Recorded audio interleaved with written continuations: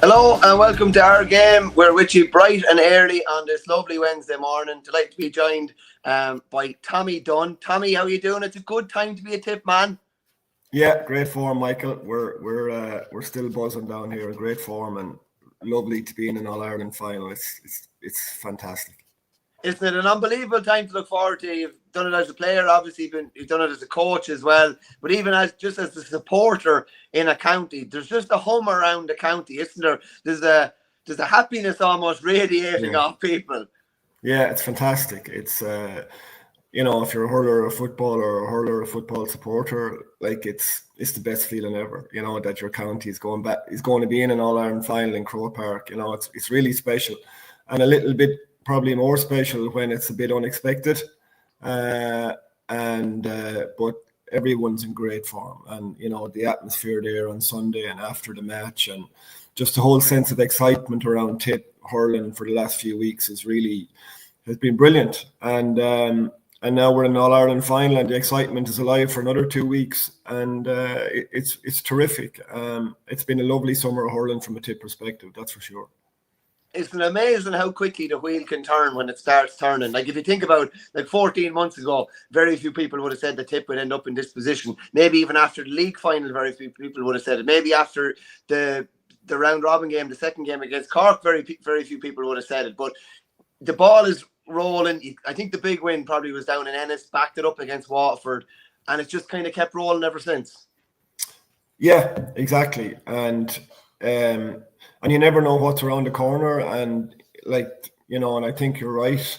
I think most TIPP supporters, if you look at the Munster Championship, you had Cork, Clare, the All Ireland champions, like Limerick were All Ireland champions 4 in a row before that, and you had Cork, who were in the All Ireland last year, and you're looking at the season TIPP had last year, and it was hard to have any sort of great confidence about what could you do given the heavyweights that are in Munster hurling at the minute. So, but we had a very good league until the league final, and that was definitely a setback. And then we had a reasonably good start in the Munster Championship against Limerick. Had played really well, I thought, and there was signs there that they had, TIPP had recovered, I think, pretty well from the league final and hurled well against Limerick, and maybe a bit unlucky not to win it. Got the draw, and obviously then the game in Cork was a disaster. There's no point in saying otherwise. We were beaten out the gate. We were down to 14 men. In the early seconds of the game, and it was just a real tough day. And I think there was a certain amount of doubts probably came into supporters' heads at that stage about could we pick it up, because the timelines are so short now in the championship that when things go wrong you don't get time to fix things that much. But definitely the game in Ennis was a crossroads game. And TIPP were brilliant that evening. TIPP were really good that evening, in every way possible, in an attacking way, in a defensive way, in a mentality way. And they won down in the home of the All Ireland champions in a really tight game. And I think that was definitely the crossroads game of the season so far, in my opinion. Just looking back on Sunday, Tommy, there were plenty of things went wrong, obviously. TIPP didn't get off to a good start. There's no point in saying any different, and they probably really needed Noel McGrath's goal. Obviously down to 14 for the last, including injury time, the guts of about 15 minutes. But it's kind of been a team this year where, even when Clare got back level down in Ennis, they're thinking, the logical thing says Clare are going to kick on here. The logical thing the other day suggested that when Kilkenny had an extra man, and we're definitely a point up, maybe 2 at the time, you're thinking Kilkenny are going to be the ones to kick on. That defiance from a Tipperary point of view, geez, you can't buy something like that. Exactly, and that's a huge. It's one of the characteristics of the team, I think, that the supporters really enjoy, Michaels. And there's probably a couple of strands to the TIPP story this year, I think. It's what was a disconnection between the team and supporters 12 months ago. That has been completely reconnected. And the supporters are so much behind the team, it's incredible. Liam and the management team have completely re-energized the team. And the team has re-energized themselves. The influx of youngsters into the team has brought a sort of a new dimension, a new energetic kind of wild dimension to the team. And these young lads have, transformed us, like Oisín, Dara, Sam, these guys, they just have been brilliant.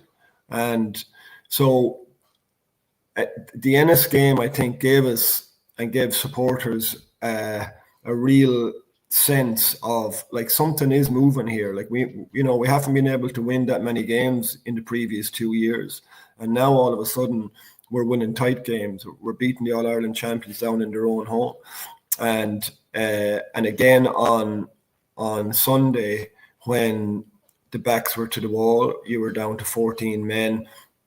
To come out of the game and win it, like, it's spirit, it's character, it's energy, it's quality, and the supporters are loving it, absolutely loving it, and also we're back scoring goals again. The thing that's in a kind of a Tip DNA, and like Tip supporters will travel the country to see that. Like, it's just absolutely brilliant. It's so exciting and it's so fun to be following the team again.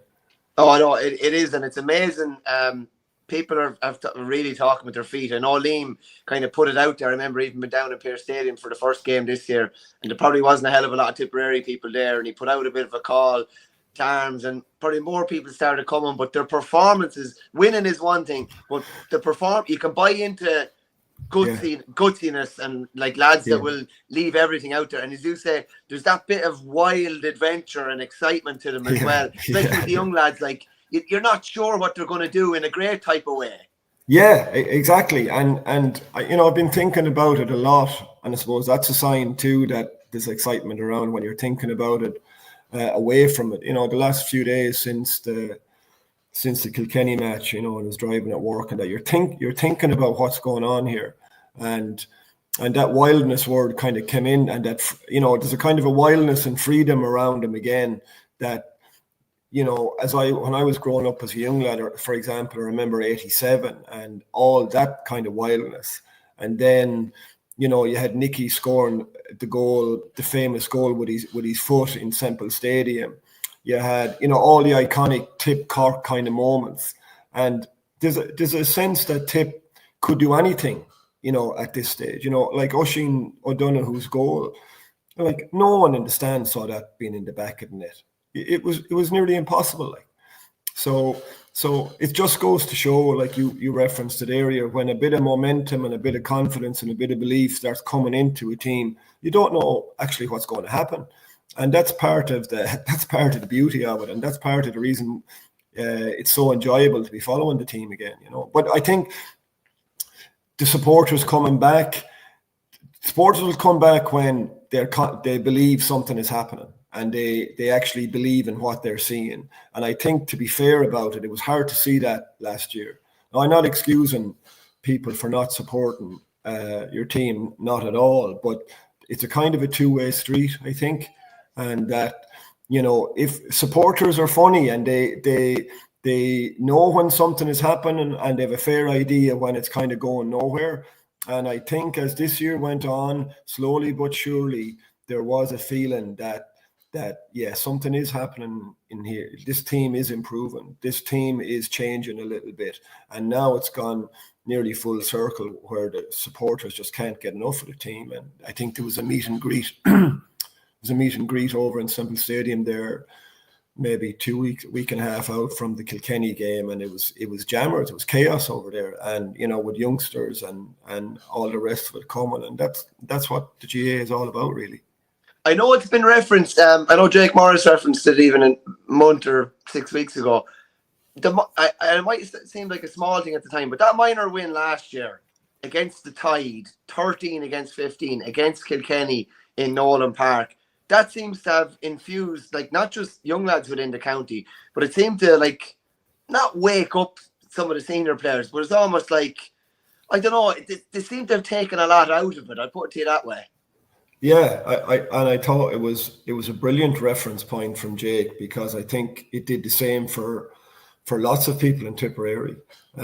Like that was something that seemed impossible, and they went and did it with a style and a way that was just utterly brilliant. You know, there was a kind of a wildness to that as well, because any plan that you had nearly went out the window, and they just played what was in front of them, and there was a kind of a bravery in it, and a no fear, and a carefree sort of way, and it was inspirational. Like, and it clearly had an effect. That even had me shouting for Tip that night, Tommy. Wow, yeah, yeah. Loads of people said that they were probably shouting for Tip. That, you know, well, they were. I suppose what happens is you end up shouting for the underdog, don't you? Yeah, and they ended up being massive underdogs very early in the game. But I think it is a really good reference point. I think it really is a good reference point, and it goes to show, and a great lesson for any youngster, that you never give up. You never throw in the towel, and you keep going and you keep going. And I think it's you know, if Jake has mentioned it, then it was obviously something that was important to them. Just on Liam Cattle, Tommy, he's had to ride out a bit of a storm. Like, he came in the first year, got to a quarter final. We're probably a bit flat in the quarter final. Last year was obviously very disappointing. From reading between the lines, from what he's saying and what other people have said, it seems like he changed over the winter as well, or realised maybe that he needed to change. He seems to be delegating a lot more. David Herity is more central, obviously, with Mikey Beavens. Declan Laffin's very central in that coaching process as well. I think the S&C lads have been handed the responsibility and kind of handed the ball and told to run with it. Do you think Liam has changed his approach a small bit and realised, I don't know, maybe after the last couple of years, that he just needed to look at himself a small bit? And I don't mean that in a negative way necessarily. The answer is I don't know, really. I have a sense, the same sense that you probably have. But something has changed in there. You know, I think definitely, look, I was at, last season, I was at the league semi-final in Portlaoise against Clare. And I knew walking out of Portlaoise that day that we were not where we should have been, either from a fitness and conditioning point of view or a hurling point of view. And I was, you know, I suppose just when you've been around a while, you're watching for little things and you're watching how lads are moving. But I think that I had a feeling that we were well off it, and so it turned out. And just on that, Tommy, isn't it funny? Because that defeat, that kind of eroded your season last year. And the league final this year could have done the same. But clearly there's different things, and they had not greater faith, but they obviously were happier overall with what they've been doing, and kind of chalk that down to experience, if you get me. Absolutely. And it's a great point, actually, because, you know, you'd say that the defeat in the league final this year was far worse than the defeat 12 months ago. But actually, I think there was way more good stuff in the tank. I think they're obviously in great shape, fitness and in terms of fitness and conditioning. They weren't last year, and like that is such a key pillar of a good season. Like, your pre-season has to be, it's one of the most important pieces of having a good season, is making sure your pre-season is top notch. So I think we were able to withstand the National League final defeat this year because we were in much better place, I'd say, physically, mentally, and with our hurling. They had a lot of good performances behind them in the league.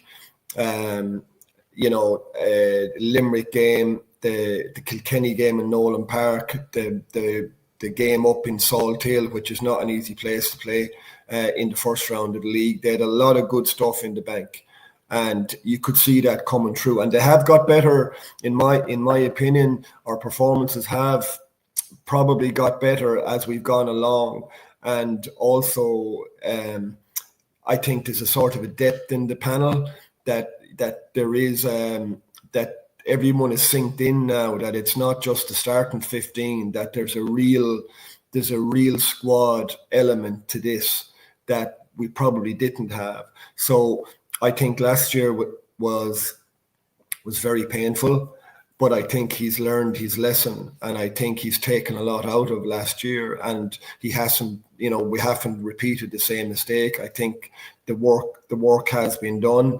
David Herity definitely does seem to be maybe taking more of a coaching responsibility, certainly a lot more visible. But also, Michael, the influx of young players and the quality that they have brought, and the team has changed. There's been lots of changes within the team, and he's not afraid to make changes. He had to change the goalkeeper, and that's a big call.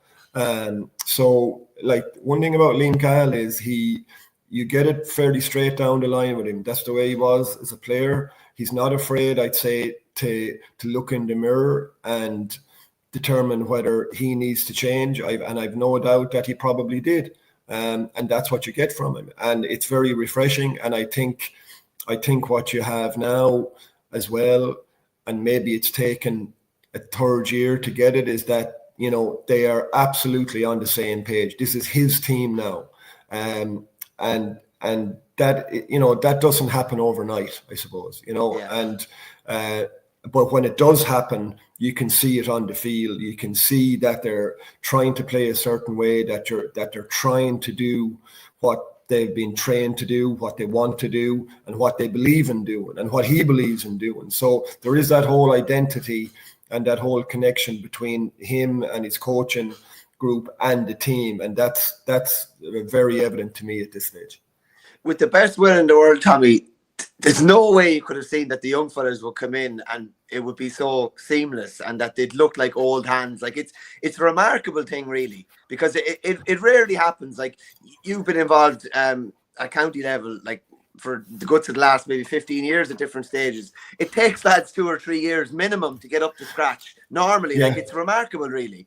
It's exceptional. Yeah, it's exceptional. And, and I've been on record of saying lots and lots of times that the gap between under 20 and senior inter-county championship is serious. Like, and people maybe don't understand it. But in my opinion, and even though we've had guys that have come, are able to play both codes this year, that is exceptional in my view, to have 3 of them off an under 20 team being so central to a senior team's system, and being so prominent that they're not just peripheral players, like they're key players, Yeah. So it's remarkable, but it's also, it also signals that Liam is not afraid to take a risk on young fellas.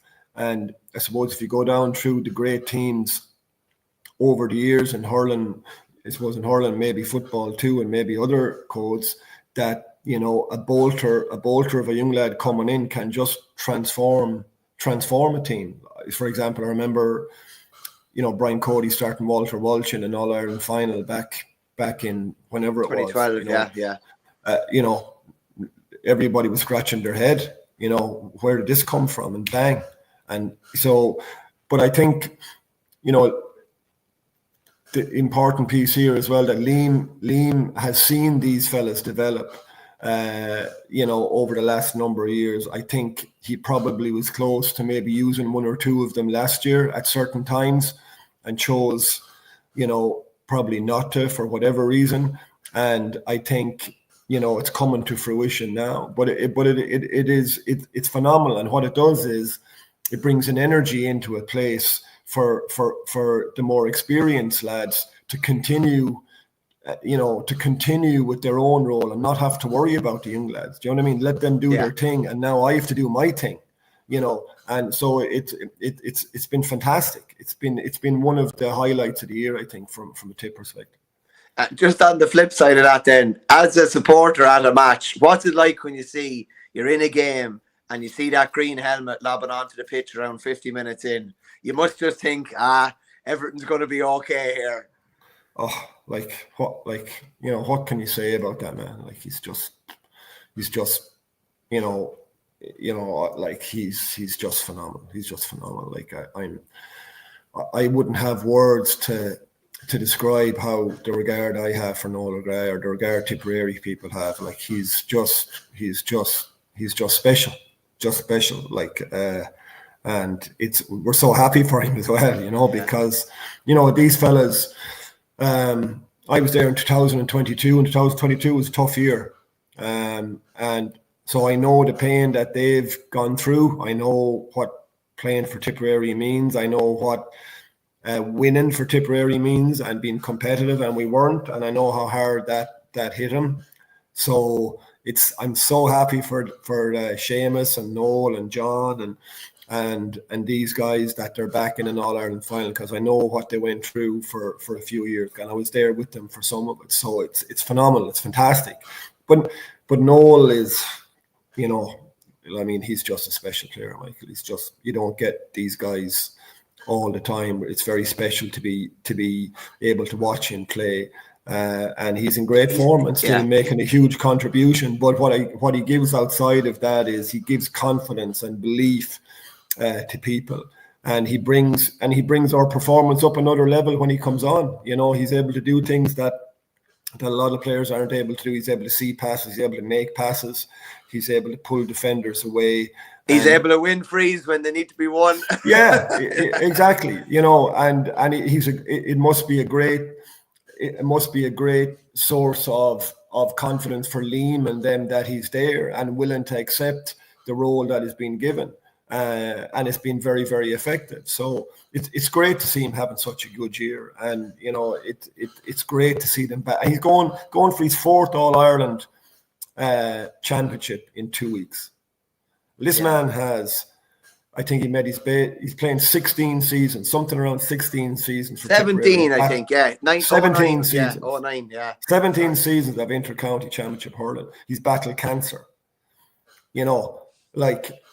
It's just like he's a hero. Like, hero is thrown around a lot, but he's a proper hero, an inspirational man, an inspirational person, and I'm delighted for him and them all that they're back in an All-Ireland final. His management of the game when he came in, I remember him just getting the ball underneath the Cusack and just no panic. He drove it about 100 yards down into the corner, and then he could sense, forget who dived in, but he could sense, might have been Billy Ryan, someone was going to dive in on him when he was going to pick the ball, and he just sensed there's a free on here, there's a momentum to, do you know what I mean? And just kill the minute, and it was so smart. Even he flicked it out to Jake, who kind of picked it and ended up getting it out to Oisin O'Donoghue for the goal as well. So many plays within that 20 minutes. But I was going to ask you though, from a management point of view, how hard of a sell is that to a fella who has played, full games nearly all his life, that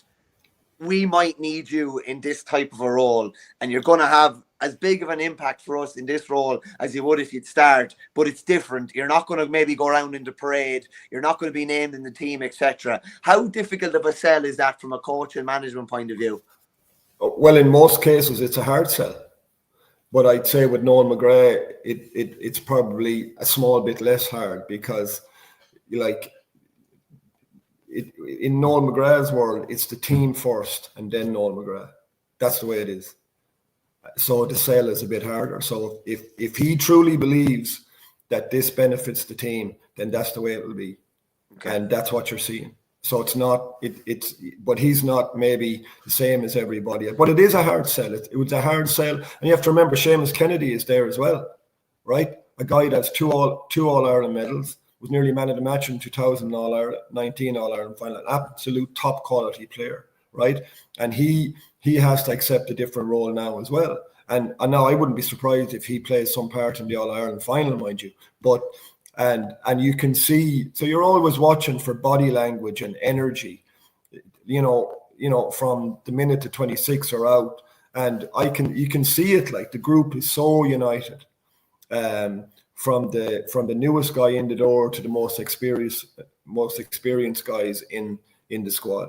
And I think it has probably taken this long for Liam and the boys to get that. It mightn't have been I don't know.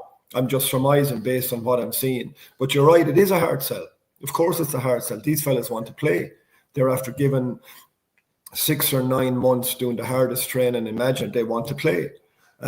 So but that's part of management, that's part of coaching, that you have to build a belief system where everybody is prepared to play their role for the benefit of the team. And I think we have that now. And I think that's the reason our performances are so strong. Yeah. Your own clubman, Tommy from Tumivara, Dara, had a tough afternoon the other day. And I'm sure he was, and the cameras were panning to him, and his head was as good as in his hands. He'd the miraculous medal around his neck, and he had his finger on it, I'd say, for the last maybe 15 minutes. He would have learned a lot, obviously, from the day down the park. The other day, like, that was a round robin game, though. The other day was an All-Ireland semi-final. You know, his sending off could have potentially been the difference between him getting to a final or not. I don't know. Can you put yourself in his shoes? He would have learned a lot from the day in the park, obviously.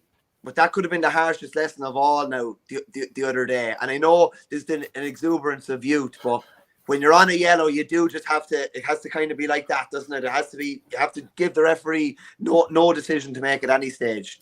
Yeah, exactly. And I, listen, I've no doubt he'll learn that. I suppose everybody learns their lessons in different ways. And this was a tough one. It could have been very costly for TIPP. We're all grateful that it wasn't. And he's having such a great year. Like, he's between the 20s and the seniors, he's been hurling really well. And I thought he hurled really, really well on Sunday, particularly in the first half. Like, they have, himself and John and Jason have a really, really nice chemistry up there. They are really bringing a very sharp edge to the TIPP attack. And the hand pass in, Tommy, was lovely. Oh, the hand pass in, this is the beauty of youth, isn't it, Michael? That wildness again. I was saying, geez, I don't know if that pass is on, but he made it on, and Jason finished it so beautifully. But you can see when any one of them get the ball, the movement, they're always looking to create a little bit of space to take the ball off one another. So he's a very important player. And of course, you're going to get a lot of attention. And, he recovered, I think, really well from the match in Cork. I think he missed the match in Ennis, right? I think he's playing the 20s was big, wasn't it? Being able to go back and be away from the spotlight. Exactly. And I think the All-Ireland was at the Munster final in the under-20s. I think was the next game for him after that sending off, and he was very good in that. And he'd been very good ever since, very, very steady. So I think he's only 19, so there is, and these are the risks. Part of the risks, I think, when if you're in Liam Cahill's shoes, that that is part of having a young player in. Like, 8 of our players never played in an All-Ireland semi-final in Croke Park, and obviously the 3 under-20s are one of them. So you've all these kind of variables in the mix. But I suppose to get back to your point was that, I think he's a brilliant young lad, a very, very humble lad, and a brilliant player. So I've no doubt. I'd be very surprised to see anything like that happening again with him. I think he'll learn his lesson, and I think you're right. I think it's just maybe a matter of tidying up a few things, that you don't give referees any sort of decisions to make with regard to the hurley in your hand. You know what I mean? And because there's so much spotlight on referees now. Even more so after Sunday, I expect. Yeah, exactly. And to be fair to referees, like, they have their own style of refereeing early. Some referees wouldn't have barely given a free probably for the second one, let alone a yellow card. But that doesn't mean it's okay. I'm just taught you can't, when you're on a yellow card, particularly early in the game. Like, Dublin had a yellow card early in the game on Saturday, and they ended up taking your man off. Now, I know he was cornerback, so it was a bit different. But equally, when you're on a yellow, like, you have to really weigh up the challenges that you're going to make and that you can't make. And I think if Darragh looks back on it now, the one where the Kilkenny goalkeeper the ball in his hand, you can't go near that with your hurley. It's as simple as that. You have to find another way to get back and put pressure on. So it's probably tidying up some of his technique as much as anything else. But his mentality is strong, and there's huge support around him, and he'll be 100% fine. I've no doubt about that. So, and he's a crucial player, and Tip need him, and we need him on the field, doing his stuff, and hopefully he will, and get back to that. I've no doubt he will. He's smart, he's determined, and he's brilliant people around him, so he'll be fine. And I think there is there's a pretty important lesson, not only for him but for anyone out there, that like when you're going tackling with the hurley, there has to be a 9 out of 10 or an 8 out of 10 chance you're going to get the ball. Otherwise you're at risk of picking up a card. His mentality is going to have to be strong, Tommy, because you'd imagine like he's got not necessarily going to be a target, but if referees see him being loose, he has previous in that regard. And like, do you know what I mean? He was obviously sent off the day against Cork. Like, I remember being down in Páirc Uí Chaoimh for the league final and just kind of thinking that Tip were a bit passive that day, and they tried to be the opposite of that, I think, at the start of the championship game, and it kind of spilled over and he was caught or whatever. But he will be targeted to some point in that regard. No more than, like, if you were over a team or I was over a team and there's a fella that's prone to doing something, you're going, like, you're going to say, ask the question and see, like, you know what I mean? So like he will be targeted to some degree. Yeah, I think that's a fair comment. I don't know if I phrase it like that, because whoever's doing the targeting, inverted commas, listen, the way the game is now, Michael, like, you can't actually, if you're going at someone, then there's a fair chance you're going to have eyes on you. There's a fair chance it's going to be picked up.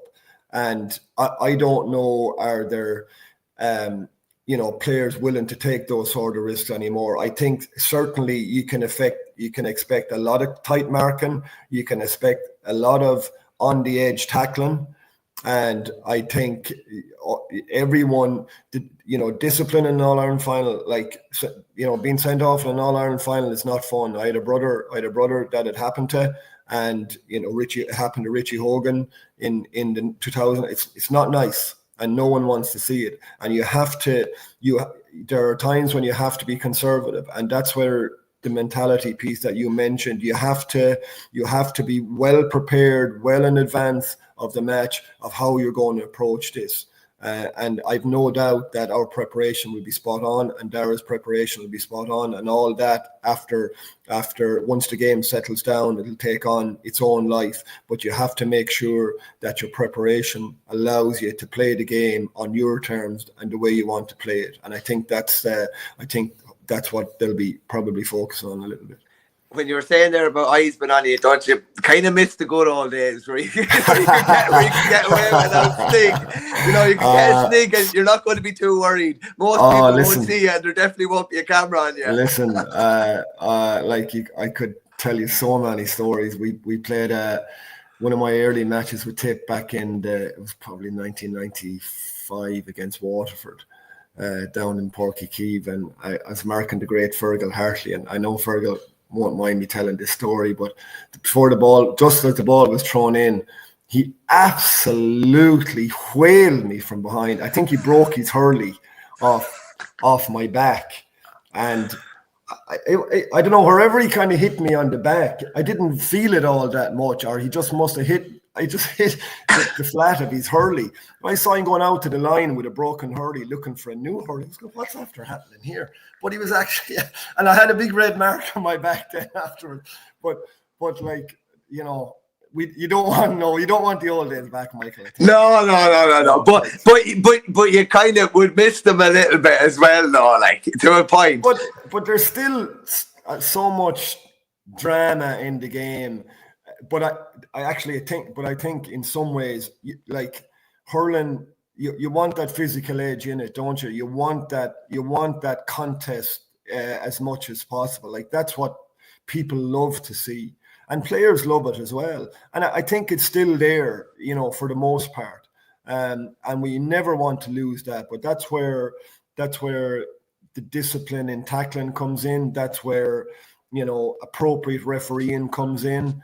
And, I think I'm delighted Liam Gordon is refereeing the All-Ireland final. I think he's been a great referee over a number of years who gives players the benefit of the doubt and wants to let the game flow.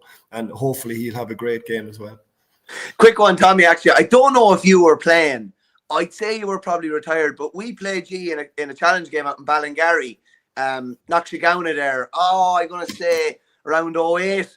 And Brislan was playing wing forward. And he wasn't getting it his way, and he was playing on the right wing, and I was in around him, and there was another young lad in around him, and we were just kind of annoying him and whatever, and flicking and whatever. Yeah. And he just got the ball, turned, and poked it about 200 yards sideways into another field. Jeez, that wouldn't be like Owen at all. That would be very uncharacteristic. Yeah, but the same night I got the worst injury I ever got, and it was a simple thing. It was a freezing night, and the nail on my thumb was ripped off, so that the whole nail bed was exposed. And Jesus, I never realised just how sensitive it was. It was the worst. It was such a simple thing, and it was so cold I didn't feel it till about half an hour after. But in a way, good old days, great days. And there's definitely. Things have changed a lot, but it's still a tremendous game, and there's still tremendous physicality in it. And most of the nasty stuff has gone out of it, which is good. Yeah. We've gotten a long way in without actually talking about the most controversial aspect of the last day. You've been on the line for big games. Were you surprised that between all the people mic'd up with Tipperary and the stats people and all the people mic'd up with Kilkenny and all the officials that the score wasn't, capped? It was. Yeah, it was. I couldn't believe it. I was expecting a couple of whistle blasts and be like, hand up here, scoreboard change, and we motor on. Because I was. It was a big faux pas. There's no point in saying any different. No, it was terrible. And it just should not happen. It's actually unbelievable that it did happen in Croke Park in an All-Ireland semi-final day. And it could have been so much worse for everybody had things gone a different way, Michael. So, we were talking about players learning lessons there a little while ago. Well, surely there's a big lesson here for officials and authority to actually ensure that this kind of stuff never happens again. And, I wonder how it happened or how it was allowed. Listen, a mistake can happen, but it should have been spotted. That was the point. It should have been spotted, and there would have been no hassle for it to be resolved within a couple of seconds. How it wasn't spotted it is beyond me, and I can't explain it. And it was a shame that, so much of the conversation afterwards was about that, because the game had so many other brilliant talking points that one just took from it a little bit, and through no fault of a player or a manager or a coach or anything else, it was just, and I don't know if it was the referee's fault either, to be fair about it. I mean, I don't know, and in many ways it doesn't matter. The important thing is here that it never ever is allowed to happen again in that sort of environment, because it's completely unacceptable given what's at stake and what people have put in. It was atrociously bad. Aren't they lucky that Robert Doyle blocked that shot? Because just think of the consequences, right?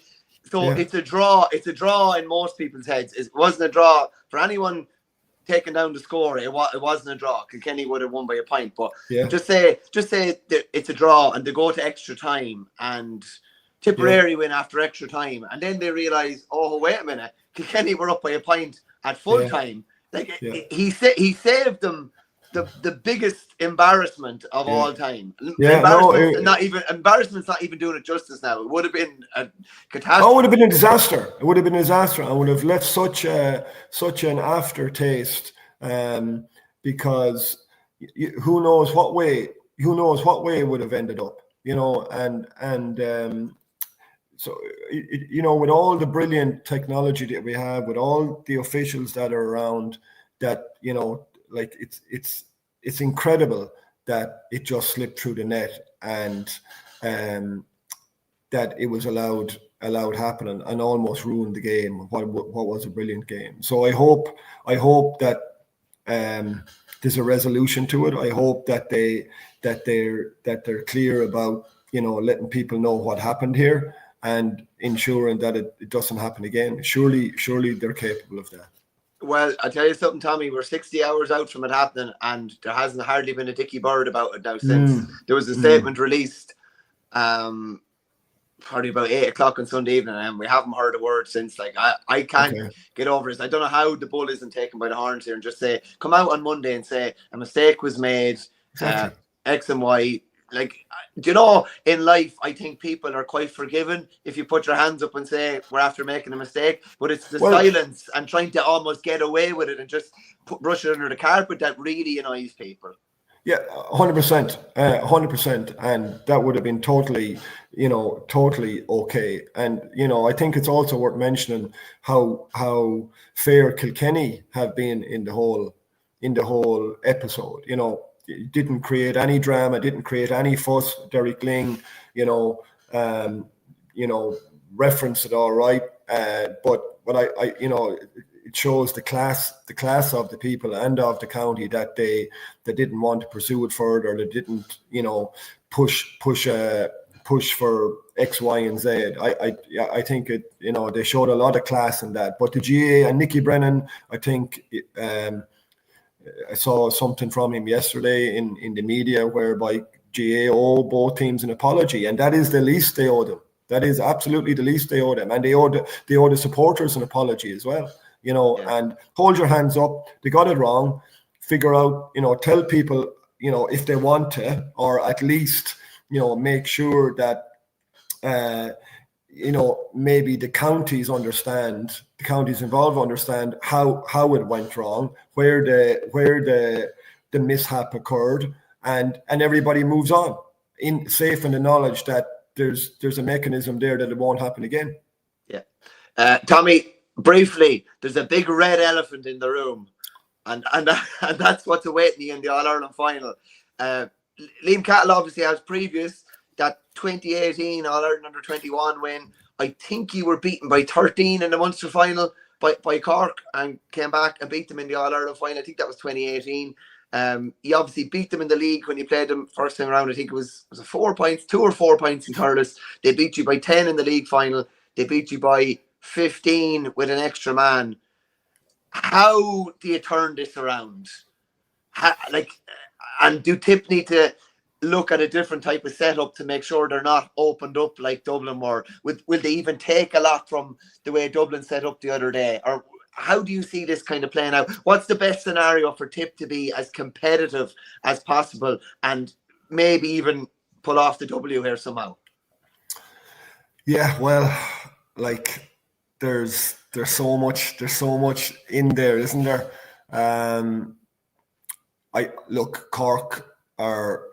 Cork are playing at a level that is incredible. You know, absolutely, their performances have been sensational. You know, and they have a team that is built. It's like an attacking juggernaut. You know, that their runners, their athleticism, their power, their pace, their finishing. They are just such a brilliant attacking team. Probably their best year in an attacking sense, you know, in a long number of years, but it's kind of been building. But now it's here. And, you know, there's a huge challenge for Tip. And if I'm being honest, I don't really know. I haven't thought too much about how Tip will go about it. You know, with my own coaching hat on, I don't think you can reconstruct a new system to play against them in 2 weeks. Yeah, I think that would cause just too much upheaval. So I'd imagine what Tip might be trying to do is, this is how we are going to approach this. This is how we are going to play. This is how we are going to impose our attacking game on them. But I think for Tip to impose their attacking game on Cork, Tip are going to have to be brilliant when they don't have the ball. When Tip don't have the ball, Tip are going to have to be brilliant. And So there'll be pieces within that in terms of how you set up and getting people into certain areas and covering certain spaces and all that sort of thing. So, but it's going to require an absolutely enormous effort from TIPP. And I think the first 5 minutes are absolutely crucial for TIPP. They're absolutely crucial. Cork start games at an absolutely electric pace, and TIPP cannot afford to give them any leeway early in the game. And I'm talking about seconds and minutes in after the ball is thrown in. Like, we have to be all over them, and we have to make as many contests as possible viable, that they're not just picking off. Cork's game is based around winning clean possession, moving the ball quickly. And then when a Cork player has possession, has good possession, he has options all over the place, strong runners. And when that starts, it's very hard to pull it back. So, when Cork are building attacks, we're going to have so much pressure on the guy with the ball that he can't play every pass into another Cork hand all of the time. And now that sounds very simple. It's not very simple. It requires enormous energy. It will require people running serious distances, tracking runners, getting across to put pressure on people striking the ball. So positions could go out the window, particularly in the forwards up front. I think TIPP are going to have to bring a manic energy in the first few minutes of the game, Michael, to keep the game tight, to stop Cork just building these attacking platforms where it seems like they're untouchable. And we have to, the final piece I would say is that we have to get our matchups spot on their inside forward line, so that when the ball does go in there, that they're not winning it clean on the first phase. You know what I mean? So that we have to have someone that can compete in the air. We have to have someone that can get out in front. We have to have someone that can contest to allow our halfbacks get back and support. So it will require a team effort like never before from TIPP when we don't have the ball. What would you see that full back, full forward combinations? Would you see Conley on Hayes, or not Conley on Hayes, Conley on Hayes, Breen on Alan Conley, and Robert Doyle on Horgan, or what way would you see it? I'm not sure. I have a feeling Ronan might play. I have a feeling Ronan might play in there and Conley might play out further. I wouldn't be surprised to see that. And I think Doyle would probably be a good fit for Horgan. And, maybe Ronan on Conley or Hayes and Mikey Breen on Conley or Hayes, both of them match up physically fairly well, but they're very, very powerful men. And, so we have to help our inside backs in terms of the type of ball going in. We have to give them a chance to compete. And when it does go in and it is a contest and we do compete, then we have to be in a position where we're back to support them on balls that are spilled or balls that are breaking out in front, because Cork are so good at creating space in front of them. And I think this is where Dublin tried, I think, to kind of go man for man and press, and I think you will have to do that some of the time. But if you do adopt that approach, then it's an all-in approach. If you're pressing on someone, you have to make sure he doesn't get the ball. If you're pressing on someone and they win possession, then everything is affected after that, because all your structure is gone. So it's a big task. There's no way of painting it other than that. It's absolutely it's a huge task. But listen, so far this year we've accomplished some huge things, and I think TIPP also have a game that can trouble Cork if we get enough of a platform to play it. Yeah, it's going to be absolutely fascinating. Can I just ask you really quickly, Tommy, before I let you go, what's it like been captain in the build-up to an All-Ireland final? And will there be much added responsibilities on Ronan Maher, on Rob Downey in the weeks coming in? Do you write your speech in advance, or just talk to me about what it's like being captain in the build-up to an All-Ireland?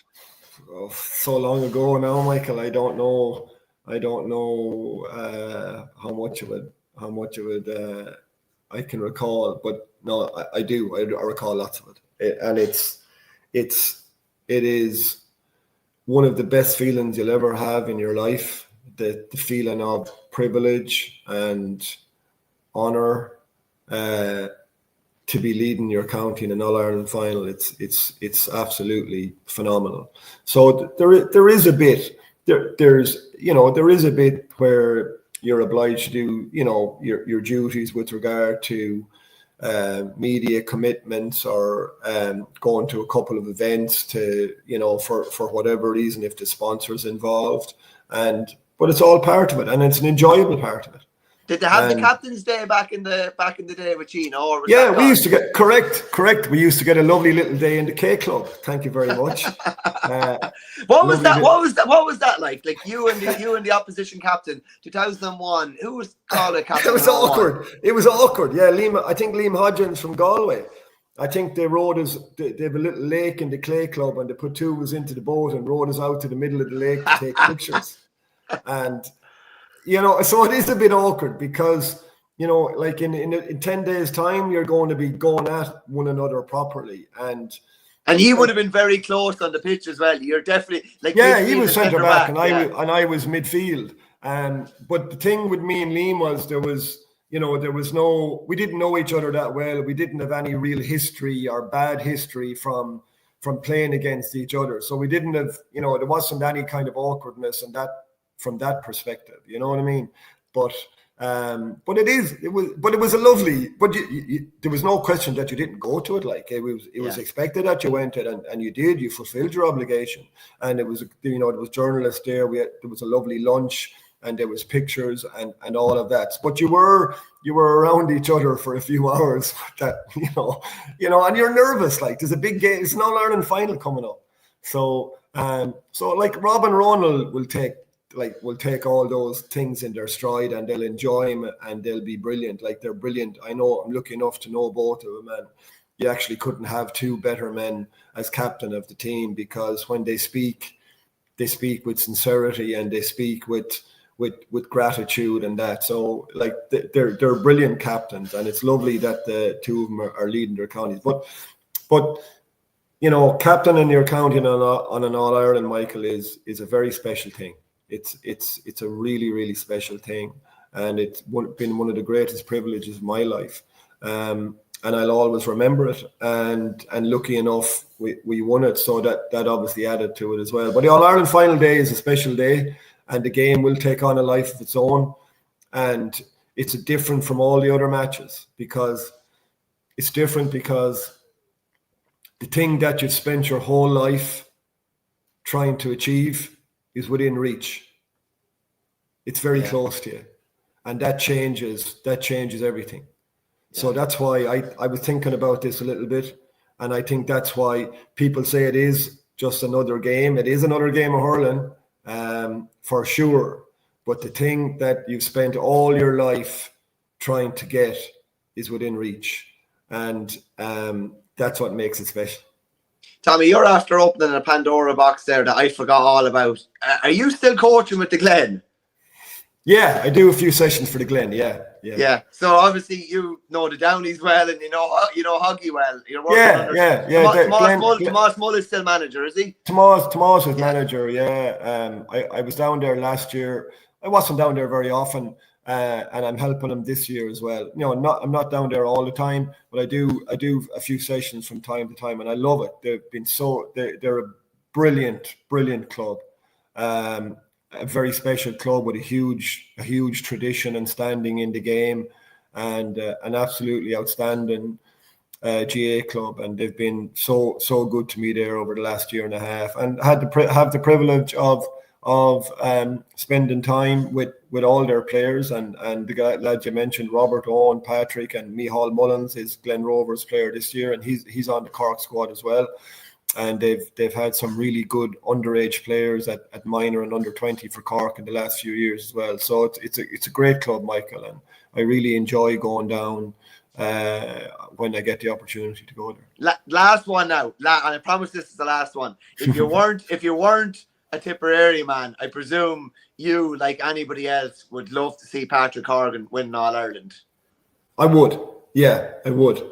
I think most people would. You know, like what a player he is, what a player he has been for Cork over, I suppose, similar to Noel. You know, probably, I don't know, many seasons. Like Noel's played 17, I'd say. Horgan is 08, yeah, started in 08, yeah. Like what to play at that level for that length of time, it's just incredible. But he's a brilliant player, like an absolutely brilliant player. Just a superb ball striker, a superb goal scorer, a superb free taker. So yeah. But you know, and I suppose on a broader note, like it's hard to believe it's 20. You know how long it is since Cork's was 2005 or something like that. It's just it's crazy how time flies. And you know that's the thing. When you have a group of players, you have to milk it for all it's worth to get to get where you need to get there. So Cork are close now. You know, Cork are very close, and I'd say they're going to do it. They're going to do it sooner or later. I hope it's not this year from a Tip perspective, but you know, I would, if Tip weren't in it, of course, you'd love to see the boys and Patrick pick up his All Ireland. But listen, just hold on for 12 months, lads. You can have it. You'll get there next year. I think the floodgates will open when they get one. I honestly think like you're looking at 4 or 5 in the next 7 or 8 years potentially if they get the one. I'd say it'll be the exact same as Limerick, but I think if the floodgates open, it's given what they've won at underage and the quality of player they have coming through and the depth of squad that they have, and loads of lads even thinking of Ben Cunningham and a few others that aren't involved. You need to stop it this year, or it might be best to stop it. Hadn't thought about it probably the same way you have referenced there, but they're a big county. They have a lot of resources. They have a lot of talent in their playing pool, and a lot of talent around their team and management and coaching and all of that kind of thing. So they have been a sleeping giant, no question about that. And but we'd like to keep them in the slumber for another 12 months, Michael, and they'll be fine for another 12 months. They've waited this long, so they could wait another year. Is right. Yeah, Tommy, thanks very much. You've been super with your time. Enjoy the next week and a half. Nothing like being in a final and having that to look forward to. You're all walking on a cloud there. We'll see it'll be interesting to see who'll be walking on a cloud come 10 past 5 on Sunday week. But we'll look forward to it. Should be a belter of a final. Okay, thanks, Michael. Thanks, Tommy. Good man. Talk soon. Okay, bye. Great to have Tommy on board there. Just so much experience, and obviously with Tipperary, and obviously knowing a lot of the Cork lads inside out as well. The hurling will wait till Sunday week. We've 2 big All Ireland senior football semi-finals to look forward to this weekend. I'm delighted to be joined by Adam Minot once again to look forward to them. Adam, what's the story? One of the great weekends of the year. Oh yeah, looking forward to it now. Sure, like we've spoken about it all year. The football championship has been unbelievable. Catching up with the hurling, we're nearly there, but maybe not quite yet, but we're getting there. But no, it's been unbelievable, and yeah, two massive games now the weekend. I'm looking forward to them. What are you thinking going into Saturday? Part of me thinks, I think I mentioned it to you last week, part of me thinks that Kerry can't be as good as they were the last day, and that the injuries have to catch up to them, and you have a dangerous animal in the other corner, a dangerous animal that generally tends to rise their game for ye. Is there a different type of trepidation kind of going into this weekend? 100%, yeah. It's a completely different setup. In many ways, in a funny way, that the Armagh game was set up for Kerry in the sense that people weren't expecting much from them. And that always tends to suit Kerry to an extent. It's kind of a setup that, I mean, this team, like they have probably been underdogs for a game in about 7 years, maybe 6 years since the Dublin final in 19. But when it does happen, it takes pressure off. It's like, okay, there's not that level of expectation anymore. Maybe we can go out and prove people wrong, and it gives you a kind of a different angle to go at it, a different motivation. That's all gone now. And I realized that as soon as the game was over, I was like, Jesus, we're not going to be underdogs for the next game after that. And I think Tyrone are a really strong team. We spoke about them all year as well. Do you think they could just click now? Like, they haven't really clicked yet. It was Donegal maybe the last 7 or 8 minutes, but they haven't clicked, and that's a dangerous thing. Maybe they won't click on Saturday again, but if they do click, there's probably another gear or two in them. Yeah, you just don't know. Like, it could be the case that it's hard to repeat it, but they could kick on. But like, I definitely say it gives certain players a lot of confidence the way they played in that quarterfinal. Guys who maybe hadn't been playing well so far this year or needed a bit of a boost. So that's one angle from it. I'm still confident. I think Kerry are overall the better team, but like, as we see in the championship so far, it doesn't really count for much. It's all about the way that the match pans out itself. It's about getting your hands on the ball enough and feeding your forwards. And if Kerry can do that, like, I don't think we're going to see the same sort of rampage that we saw in the second half against the Armagh. It'd be very hard to replicate that. It was complete malfunction. I don't think Tyrone will allow that to happen from their own kick out. I think they'll have ways around that. I still think they can click. I still think they can get enough ball to do damage. But like I said, it's a different set of circumstances altogether for them. Is there any sense that kind of 15-minute period was a bit of an anomaly? It's crazy. Like, if I don't know if you can't replicate something like that again. Like, I don't see that being replicated again. Maybe a 5 or 6 point run, but it was a crazy type of a run that so rarely happens in games, even under the current rules. Oh yeah, it was kind of freakish in lots of ways. It was just complete, like, there's two sides that obviously it was a malfunction from Armagh's point of view, that they couldn't get any kind of kick out to land or to stick. Maybe they could have bombed a couple straight out the middle and try and go longer again. I think Noel McGrath will try that on Saturday. Yeah. He will bomb. He obviously has a huge boot in him. If Tyrone are under pressure with their kickouts, like, he'll just try and bomb it, I'd say 60 yards down the field, and hopefully get a flick on and go from there, because you're better off doing that. At least it's a good distance away from your own goal then, rather than trying to do a mid-range one that gets picked off, or you don't get the break. So they will have plans for it. Having said that, I don't think Kerry will necessarily need to have that kind of run. Like, they scored 14 points in a row. Like, I mean, like, you don't have to do that normally to win a game. Do you know what I mean? Like, if they go on a run of 5 or 6, as you said, I think if it's more consistently just breaking even at midfield, I'd still fancy Kerry against most teams to get the scores when they do have the ball. They have a very good scoring efficiency, no matter where they get their hands on possession in the field, even if it's from their own kick out and it's short. They still nearly always get shots off, and they're still up around the 70% plus, for conversion rate, no matter what the situation is when they have the ball in their hands. So that's the biggest thing, and it sounds very simplistic, but I said it before the Armagh game. Like, I'll say it again this weekend. It will boil down to getting your hands on the ball in the middle of the pitch and having enough possession to get the ball inside to the forwards. And it's true for every team, but it's particularly true for Kerry, because they do consistently put the ball over the bar when they get into those situations. So they've got forwards on form. So, like, it is going to come down to that. It's a massive ask for Mark O'Shea and Sean O'Brien if they get the nod again, and you'd imagine they will after playing so well against Armagh, to go up against Kilpatrick and Kennedy. Like, Kennedy's an absolute monster of a man. I'd say Mark O'Shea will go on him. Mark's obviously very tall as well. So, like, that's a monumental battle there between those two fellas, probably two of the tallest players in the championship.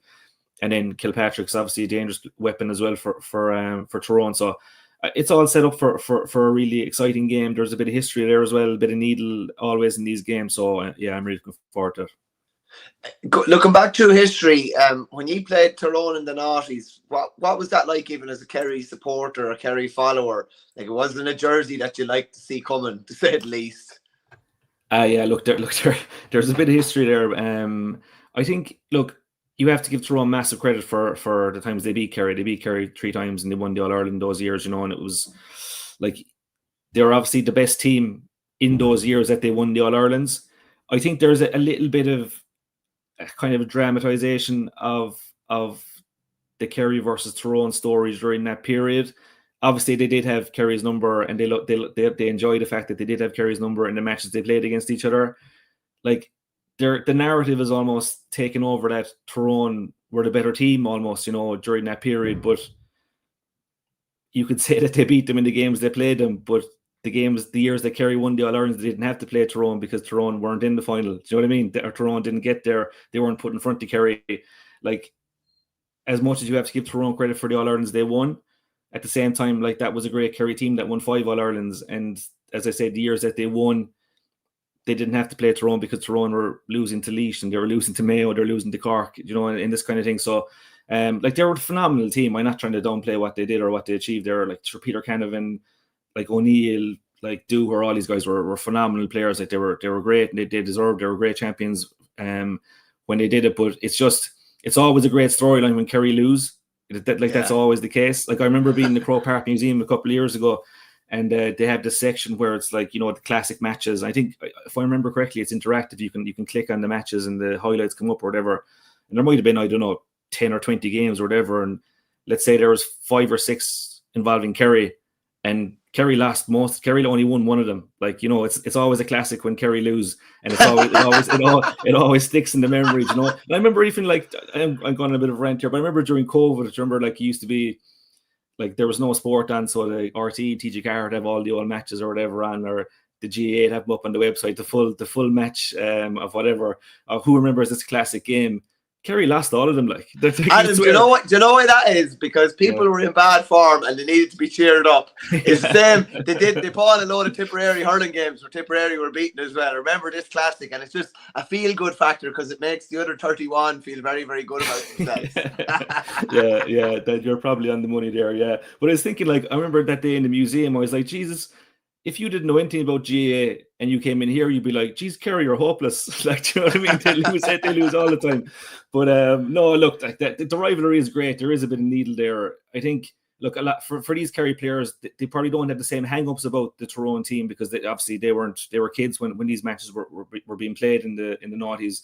But there's still that, it's still there. They're still aware of the fact that Tyrone feel that they can beat Kerry, and there's an Ulster versus Kerry, storyline as well, and so they are aware of it. I don't think they're hung up on it, but I think they do use it as a bit of an added kind of a bit more spice in the mix that they can, draw on it a little bit for motivation. And like I said, as soon as that Armagh game was over, the draw was done straight away on the day, and Kerry got Tyrone. It was actually a bit of almost a relief, not because Tyrone are a very good team, obviously that Kerry could easily lose this game. But just in terms of, like, refocusing the group, I guarantee you, the likes of Shawnee O'Shea and these boys were in the dressing room going, like, lovely. That's like, we're back down to earth now. We're going to have to really focus for this game. And I wouldn't be overly worried, but, like, as I said, you never know what Tyrone could do. They've got some quality forwards as well on top of everything else they have going for them. So I think it should be set up to be a really good game. And hopefully Kerry's record against Tyrone has been pretty decent in recent years, bar that 1-21, which also stung a lot. But I think that they should hopefully have enough for Tyrone on Saturday. Just on that 2021 All-Ireland semi-final, you were obviously covering Gaelic football in the county at the time, as you are now. That was a mad situation. I think it was delayed twice, wasn't it? Tyrone had a lot of COVID cases and whatever. Kerry really played ball with Tyrone, and I think Tim Murphy was chairman at the time, and he regularly said, and he even said it after. I think he might have did a press conference after that saying that we still feel like we did the right thing. What was even though he lost and Tyrone went and won the All-Ireland, I know Pat Spillane would say that the wool was pulled over Kerry's eyes a small bit and that they blinked first in this game of poker. What were your own memories of it at the time? Yeah, it was weird. It was very weird. It was just like obviously everything was weird at the time, but it threw everything off, and it just kind of spoiled the mood around it because there was obviously expectation that Kerry were going to go on and win that All-Ireland, particularly after Mayo had beaten Dublin. There was a lot of kind of like, okay, this is Kerry's now. That was the mood or whatever, and then the whole thing happened with Tyrone needing a week, and then it was like. After the first one, there was this kind of like when there was talks of the second, when Tyrone came out basically and said that they won't be able to field a team, was what happened for the second one if they don't put the game off. There's obviously pressure on Kerry then, and the thing about that is that like in hindsight now, you would say, and from a Kerry supporters perspective, you'd say, Jesus, like we shouldn't have bothered. We shouldn't have, conceded that there. We should have just said, look, I know, look, the circumstances maybe mightn't been. I don't know what was going on behind the scenes in Tyrone. There's always conspiracy theories that maybe the situation wasn't as bad as what it was or whatever. But you can't say that because we weren't there. We don't know who was affected and all this kind of stuff. But the thing about it is that, like, if you didn't give them the 2 weeks and you went out and you got a bye basically into the final, that puts an asterisk next to your name in history books forevermore. It'll always be the one that, like, those finals or those championships are referred to as the COVID championships. But if a team pulled out of a semi-final and the other team didn't give them, time to recover, or decided that, these boys are chancing their arm here, we're just going to drive on and take the win off the pitch, like, it would just hang over that win. And that, at the time, that team hadn't won All Ireland. The Clifford team, the Sean O'Shea team hadn't won All Ireland. Yeah, there's one thing saying that, okay, just take it, like, take whatever Sam Maguire you can get, just take it. They all count. But there would have been a kind of a bad kind of vibe around that if Kerry had taken the win, taken the walkover, and then beaten. It's not the essence of sport, really, is it? No, I know, and you can turn around and say again, I don't want to, cast aspersions on Tyrone because, as I said, I don't know what actually went on behind the scenes. Maybe. Well, I think that's some of the thing is nobody actually really knows, and that's the thing. Yeah. There's always a suspicion that, like, I've seen it happen in club games even, that there's like, there's an outbreak of something, there's a flu outbreak or whatever. Like, I remember that there was actually a high profile enough incident down in Kerry, but there was a different kind. It was pre-COVID, a different kind of illness, and the team pulled out because they said that they were sick, and they might have been, but there could also possibly have been an element of, making the most of the situation from their point of view and saying, look, it'd be great here if we get an extra week or whatever, Again, I don't know. The Tyrone boys will completely deny that. They'll say that, that was completely genuine, and who knows, it could be. But yeah, I think you're right. Like, Kerry wouldn't want, like, no team would want it. You saw Kilkenny this week, like the way they responded to the hurling. They don't want to be fair, I think Kilkenny have a pretty good case this week. But, like, I think there's just a reluctance to do things in the boardroom. You want to kind of be sorted on the pitch, and if you're unlucky, you're unlucky. Ultimately, Kerry should have still won that semi-final. Like, they were in position to win it. I think they had a better team. No disrespect to Tyrone, they were worthy champions in name, but, like, I think if Clifford maybe doesn't get injured at the end of the normal time, I think it was just cramp, wasn't it? It was just cramp that yeah, I think it just completely seized, like, and there was no working it out. Like, it was just, like, I say it was an extreme case of the leg just seizing up. But yeah, like, it was such a close game, and then, of course, in the aftermath, then you're going, Jesus, like, are they after pulling a fast one there? And it's a bit of a sickener. But look, Kerry came back the following year and they answered it, and they won their All Ireland. And the following year, then their next game against Tyrone, they put a big enough score on them. Yeah. So, look, these things come around again, and, like, hopefully, look, all the talk will be about football this weekend, which is the way it should be.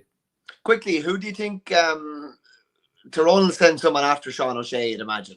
And well, maybe Paddy Clifford as well. Hampsey picks up David Clifford inside. Yeah, that's the normal one for Clifford, I'd say. Yeah. I don't know about Sean O'Shea. They'll obviously have him earmarked because of what he did against Armagh. I know, like, McKernan's a doubt. He's under pressure now. Reports coming out in the last 24 hours. Yeah. So, like, in terms of Paddy, then, like, Myler's marked him in the past. Myler marked him in 21, and I know he hasn't started recently. He came on the last game, didn't he?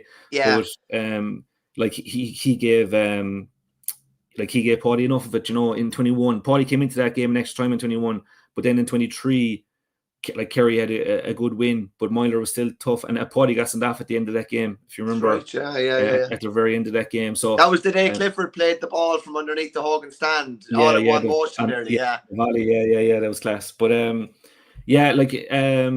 don't know about Sean O'Shea. Like, it's easy to say pick him up, but it's hard when you have your defensive structure and he's operating 50 yards from goal. You're then, like, you're getting the fella to push out, and it's there's a downside to that as well. Now you can't let him shoot from the edge of the arc, like obviously, like that should go without saying. So it might be just a case of they're keeping their structure and then recognizing when he is actually in range, if he's on the other side of the pitch, even if he's in range, that you're pushing out on him. But yeah, I think the midfield matchups are they're interesting because of the size of both sets of players. At the other end, then like Canavan and McCurry are obviously the two danger men. Thomas Sullivan is out. I know he played wing back in the last game anyway, but he probably would have been singled out for maybe Canavan. Just even there were matchup size wise and stuff, like pace. He's not going to be there. So Jason Foley might pick up McCurry maybe. Maybe then you might see like Paul Murphy. I know isn't the youngest fella, but he's playing good football. Would you put him on Canavan or would you put Dylan Casey on him? Dylan would be well able to be a man marker as well. So, or would you see Paul Murphy? Because obviously Peter Hart's named in full forward line, but drifts out. Would you want to put maybe someone like Paul Murphy on him? A bit of cuteness that Paul can sit in when Hart drops all the ways back, and then pick him up when he crosses the arc or crosses the 65 or whatever, or 45. So yeah, there's definitely interesting ones there. But you know what I found last day watching the Kerry Armagh game? I was talking about matchups before the game, and I was trying to figure out if I was right or wrong or whatever. I was looking around, and it's like it's gone so hard depending on what defensive structure you have. If you play zonal, if one team's playing zonal, it's so hard to pick up who's marking who, because from the throw in, maybe Paul Murphy will be on Peter Hart. And next thing, 10 minutes later, Paul Murphy's marking Canavan, or he's marking McGeary because McGeary's come forward and Hart's dropped back. And it's like, who got the job in the first place is kind of hard to know. You can judge it by the throwing almost sometimes. But, you're in the same position as me, where you're trying to get the teams and have them all in the right spots. And literally, if you do not get the teams in the first 5 to 10 seconds and see who's picking up who and who's played where, you're goose, because they're never in that arrangement. The only time they're in that arrangement again is at the throw-in for the start of the second half. Yeah. Oh, it's impossible. Yeah, it's impossible. But that's just the way the game has gone. I think maybe this kind of fascination that we all have with the matchups, and it's just a traditional thing, and it makes sense. It does apply when it's Clifford, because there's someone on him. In those situations where you've an inside scoring threat, there will be a man, picked out for him, and that might not change unless he's doing badly, or if there's, if a change is needed. But other than that, if you're talking about the middle eight, sure, it could be anyone on anyone, and fellas could be in the cornerback position or the 4-4 position. It doesn't really matter. Adam, there's an Irish saying after being thrown in here, and I'm wondering, I presume you know what it means. Tip fan man had it, and it was in earlier there, but Triumph Speeder says, "Lols, a Kerry man calling out a fast one. Me and Kiro Gela." Is that basically like one cute whore recognizes another one, essentially? Yeah, effectively, yeah. I think Kirog is a bug or something like that. So one bug or a beetle knows another one. So I'm being accused of awful things the last couple of weeks, lads. I was accused of putting the fast one for the Armagh one as well. Aria, look, maybe there's some truth to that. Maybe you can see when someone else is at it, but no, look, Jesus, sure, we're not on the same level as the Tyrone boys at all. I get the sense that you think Kerry will win. I think they should win. Like I genuinely think that they're a better team. I think they're in a good place. I think confidence should be high. They should be re-energized. I don't by any means think that it's going to be straightforward. I think like Tyrone could easily put a run on Kerry there and put them under pressure. So I wouldn't even say that I'm confident, but I if you put a gun to my head, I do think Kerry are good enough to do it. Yeah. We're obviously sponsored by Lotto Land, who would have odds in the game, and I know Tyrone are tasty enough. They're hovering around the 9-4 mark. Yeah. I don't know how reliable they are, but they have the capability of producing a big one on Saturday. And just because I'm not sure if I totally believed what I saw from Kerry last day, and I do think the injuries will catch up with them at some stage. I don't know whether it's Saturday or whether it's 2 weeks after that. But I might just about side with Tyrone, I'd say. Just about. And it's maybe that's as much to do with Kerry as it is to do with Tyrone, to be honest with you. I'm probably expecting a better performance from Tyrone, expect them to click. And I'm not sure if Kerry will hit those heights again. Listen, maybe they don't have to. The other semi-final on Sunday, most people are leaning towards Donegal here and think that the Meath dream will finish. Again, that feeds into the Meath mentality. Like 7-1 they were against Dublin, completely written off against Kerry, to a lesser extent written off against Galway, but still like 3-1 underdogs. Like they love coming into this position. They've taken down 3 big dogs and they're still roaring underdogs going into it. Yeah, I think they're in an unbelievable position for an All-Ireland semi-final. Like I'd say the buzz around that camp is unbelievable at the moment. Like I'm not underestimating Donegal at all. Like they've been a front runner all season, but since the Ulster final, like have their results actually been that impressive? Like they beat Cavan, lost to Tyrone at home, just about beat Mayo, beat Loud, fair enough, that was handy. They were down 7 against Monaghan. Now, the second half, they were very good in the second half there, so that was probably very encouraging for them. But they're not exactly blowing teams away either. Do you know what I mean? For a team that's, the favourites, and they've been like one of the favourites all season. Can I just say something to you? If you're looking at the 4 teams and you're saying, which team has been the most consistent throughout the whole season, I'd say you'd nearly fall on the side of Meath. Yeah. Like if you look, genuinely, if you look at it, their graph has been really high the whole way through. And fair enough, they lost the Leinster final. I do think they were the better team for about 40 minutes. Whereas you look at Kerry, it's been up and down. Like with Meath been like a real low point. Donegal, a real low point against Tyrone. Tyrone, a real low point against Mayo. Meath have actually probably been the most consistent of the 4, and yet they're like rank outsiders of the 4. Yeah, I'd agree with you. Yeah, like I know they're operating Division 2, but they weren't bad in the league either. You know, they did a couple of nice wins. So, yeah, no, it's a fair point. I think, like the thing with Donegal for me is that as I said, I'm not underestimating them, but I just don't know. I don't know where you'd look at after the Ulster final and say they're really rolling. Like, are they really playing to their potential? No, they could come out the next day and blow a team away. They could still win the All-Ireland, no doubt about it. The second half was tasty against Monaghan. It was. To the wall. Yeah, it was. And look, they're cute. They're savvy. They've got problem solvers on the field. Like they've got, Murphy's obviously a great leader for them. They've a great manager, and their scoring efficiency is very good as well. Like Kerry, they're up around the 70% plus. And they're good at every kind of, against set defenses. They're patient. They're good in the counter. So, and they've lots of players who can hurt you. They've lots of good kickers. So they've lots of weapons, and they're kind of, it's understandable that they're favourites for the game. But I just think Meath, I really expect them to go after Sean Patton's kickouts. Like, just they went after Shane Ryan's, they went after Cluxton's, and they dismantled both of those goalkeepers' kickouts. I think we saw against Galway the freedom that they're playing with, like this sort of reckless abandon. They've nothing to lose, they've everything to gain. Like, I don't think anyone expected them to get to the last 8, like let alone get to the last 4.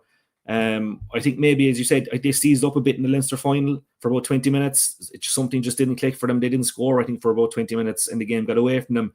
But since then, like, there's been no fear. Like, everyone they've gone out against, there's just been, like, even against Galway, when Galway came back into it with those 2 goals, you thought, oh, look, this is Meath's bubble burst now. They've had a good run.